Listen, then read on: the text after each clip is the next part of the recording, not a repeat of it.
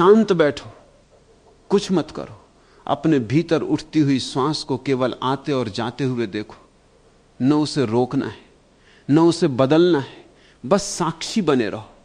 धीरे धीरे अनुभव होगा कि बाहर की दुनिया का शोर अभी भी वैसा ही है, लोग वैसे ही बोल रहे हैं, विचार वैसे ही दौड़ रहे हैं, लेकिन तुम्हारे भीतर कोई ऐसा स्थान है जहां कोई हलचल नहीं पहुंचती।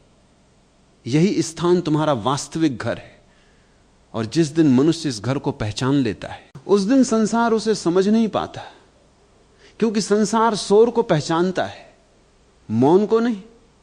लोग सोचते हैं कि शक्ति ऊंची आवाज में होती है, क्रोध में होती है, बहस में होती है, अपना प्रभाव दिखाने में होती है, लेकिन यह सब केवल भीतर की कमजोरी को ढकने के उपाय हैं। सच्ची शक्ति वहां जन्म लेती है जहां मन बिल्कुल शांत हो जाता है। और ऐसा शांत मन देखकर लोग बेचैन हो जाते हैं, क्योंकि उन्हें पहली बार किसी ऐसे व्यक्ति का सामना करना पड़ता है जिसे वे हिला नहीं सकते।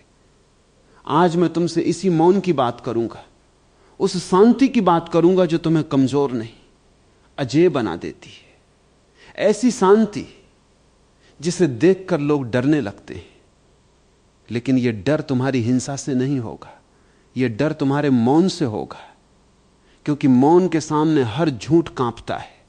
मनुष्य जब तक भीतर से अशांत है, तब तक उसे दूसरों की आवश्यकता रहती है।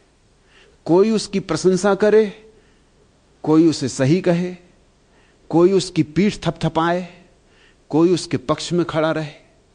लेकिन जैसे ही भीतर शांति उतरती है, वैसे ही यह भीड़ छूटने लगती है।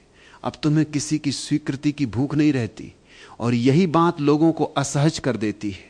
सोचो, जिस मनुष्य को खरीदा न जा सके, जिसे अपमानित करके क्रोधित न किया जा सके, जिसे प्रशंसा देकर मोड़ा न जा सके, जिसे भय दिखाकर झुकाया न जा सके, उसके सामने सबसे अधिक कौन डरेगा? वही जो लोगों को भय और लालच से चलाता है। दुनिया ने सदियों से मनुष्य को दो रस्सियों से बांध रखा है, एक भय की रस्सी, दूसरी लालच की रस्सी। डराओ तो वो भागेगा, लालच दो तो वो दौड़ेगा। लेकिन यदि कोई न भागे न दौड़े, केवल शांत खड़ा रहे, तो उसे चलाना असंभव हो जाता है। याद रखना, शांत मनुष्य कभी जल्दी में नहीं होता है, और जल्दी में न होना संसार को सबसे बड़ा रहस्य लगता है।